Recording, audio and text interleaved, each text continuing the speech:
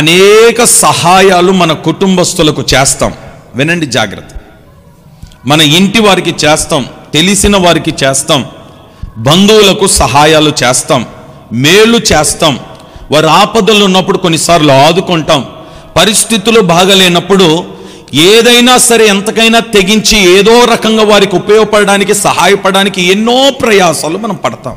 అయితే మనం ఎంత సహాయం చేసినా, ఎంత మేలు చేసినా, ఎన్ని మంచి కార్యాలు చేసినా, ఈ కార్యాలన్నిటిని అనుభవించిన వీళ్ళు ఎంతవరకు జ్ఞాపకం ఉంచుకుంటారంటే కొద్ది కాలం వరకే జ్ఞాపకం ఉంచుకుంటారు.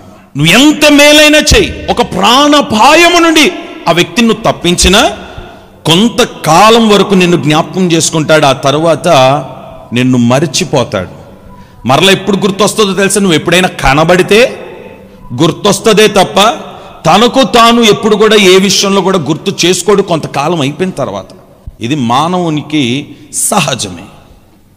కానీ నేను ప్రకటిస్తున్న యేసు ప్రభు ఎవరు అనంటే, ఎన్నటికీ నువ్వు చేసిన కార్యములను మరవని దేవుడు, ఈ ప్రపంచానికి ఆయన ఒక్కడే సజీవుడు, మరచిపోని దేవుడు, అన్యాయస్తుడు కాదు. ఎవరైనా సరే మనకు అన్యాయమే చేస్తారే తప్ప దేవుడు మాత్రం మనకు అన్యాయము చెయ్యడు. దేవుడు అన్యాయము చెయ్యడు. ఒక తల్లి లేఖనాల్లో మనం చదువుతాం, ఆ మాట ఏమన్నంటుందో తెలుసా?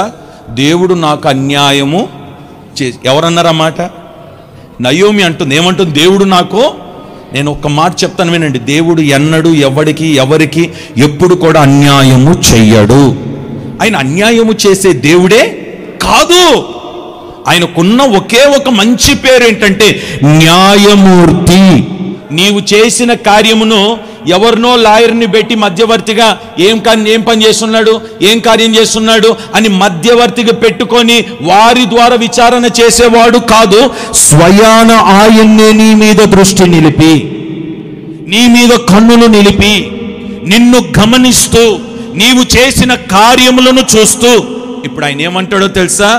నీవు చేసిన కార్యములు నేను చూసి ఉన్నాను, నేను మరిచిపోను, మరుచుటకు నేను అన్యాయస్తుడైన దేవుడను కాను.